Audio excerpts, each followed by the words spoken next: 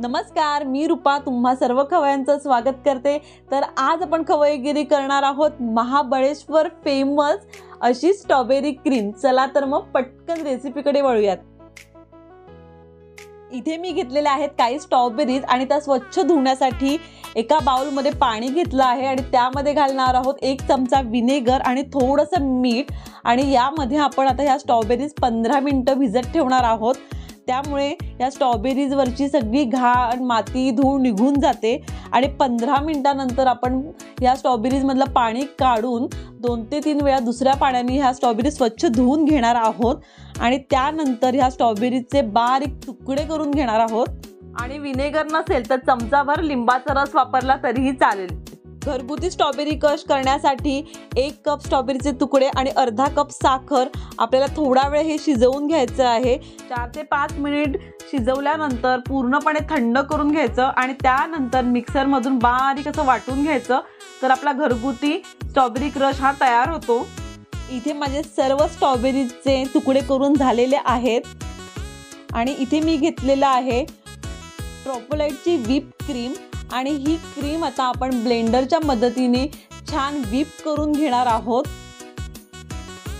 इथे आपली क्रीम छान व्हिप करून झालेली आहे। आता आपण ही थोडा वेळ फ्रीज मध्ये ठेवूयात। क्रीम व्हिप झाले की नाही हे कसं ओळखायचं, तर व्हिप केलेलं भांड हे उलटं करून बघायचं। जर क्रीम खाली पडली नाही तर आपली क्रीम ही व्यवस्थित व्हिप झालेली आहे।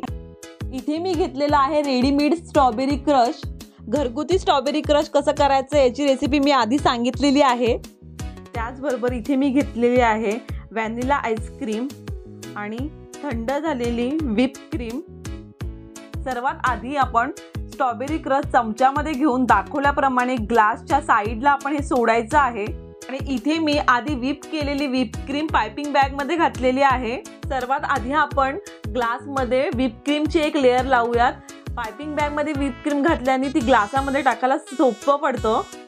त्यानंतर काही स्ट्रॉबेरीचे तुकडे यावर टाकूयात। आता या स्ट्रॉबेरीच्या तुकड्यावर आपण घालूयात चमचाभर स्ट्रॉबेरी क्रश। त्यानंतर 1 स्कूप आईस्क्रीम। इथे स्ट्रॉबेरी आईस्क्रीम घेतली तरीही चालते। पुन्हा एकदा व्हिप क्रीमची लेयर आणि व्हिप क्रीम ही आपण आवडीप्रमाणे कमी जास्त करू शकतो। त्यावर ठेवूयात काही स्ट्रॉबेरीचे तुकडे। पुन्हा यावरती चमचाभर स्ट्रॉबेरी क्रश छान पसरून घ्यायचा आणि हा स्ट्रॉबेरी क्रश सर्व स्ट्रॉबेरीच्या तुकड्यांवरती। आणि इथे पायपिंग बॅग जर नसेल वापरायची तरीही चालते, चमच्याने सुद्धा आपण या ग्लासांमध्ये व्हिप क्रीम टाकू शकतो। त्याचबरोबर पुन्हा व्हॅनिला आईस्क्रीम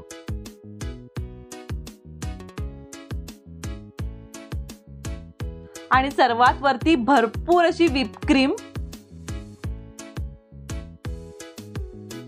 आणि त्यावर आता स्ट्रॉबेरीचे काही तुकडे आणि पुन्हा थोडंसं क्रश।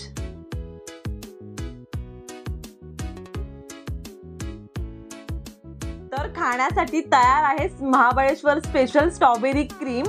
तर स्ट्रॉबेरी सीझन जाण्याच्या आधी ही रेसिपी नक्की करून खा आणि आपल्या चॅनलला लाईक, शेअर, सबस्क्राईब आणि कमेंट करायला विसरू नका। रेसिपी शेवटपर्यंत पाहिल्याबद्दल थँक्यू। पुन्हा भेटूयात।